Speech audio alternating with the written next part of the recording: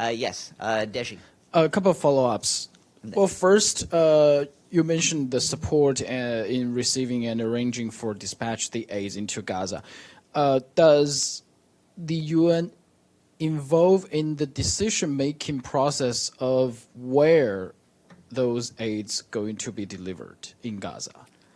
Well, the UN, when the UN has aid, we dispatch it to places where people are most in need. So once aid is in our possession, that's what we do. And like I said, the World Food Program will be managing a logistics cluster that will hand over supplies to humanitarian partners. And the idea is then to make sure that it goes to those most in need. Who will protect the convoy from that floating dock? IDF, the local police, or? At this stage, we have some security arrangements in place. We're going to see how this works as it goes forward. One last question this round. I might have other questions. You just mentioned this floating dock cannot replace what we have in Rafah border crossing as well as Karim Shalom and areas, which leaves me this question: how's the situation in those three crossings now? Oh, not good. Okay. All right. Let's go through them bit by bit. Okay. Today, on the Rafah crossing remains closed. So that has been the situation, as you know, for several days now. Karim Shalom crossing is operational, but over there, as we've been saying, the prevailing security and logistical conditions are hampering humanitarian aid deliveries at any scale. So we're trying to get things through, but it's not happening. And I think I described to you yesterday about the 5.5-hour delay. Many days, actually.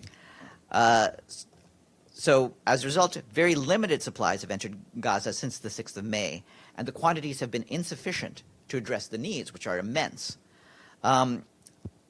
Basically, between May 6th and May 15th, so a 9-day period, you had 33 trucks, not 33 trucks a day, but 33 trucks in all, carrying food that entered through Kerem Shalom. Then you had 121 trucks carrying food that entered through the Erez crossing, and then 156 trucks that were carrying flour were reported to arrive in northern Gaza through the Zikim crossing. So those are the amounts we've had in the May 6th through 15th period. What's the situation of fuel now for the UN agencies in Gaza? What? What's the situation? The fuel. Since the start of the Rafah operation, we have an extremely limited amount of fuel that has come into Gaza, but that's been on an exceptional basis only. We're still functioning, but this is a very limited amount. I think some people, they are very concerning about how to make sure that maybe this is not right, but how to make sure those humanitarian deliveries in Gaza wouldn't be steal from Hamas.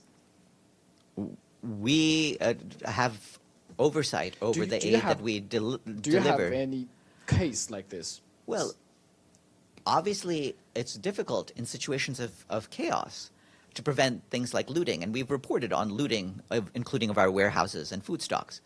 But we oversee the distribution of aid to make sure that it gets to those who are meant to be on the receiving end of it.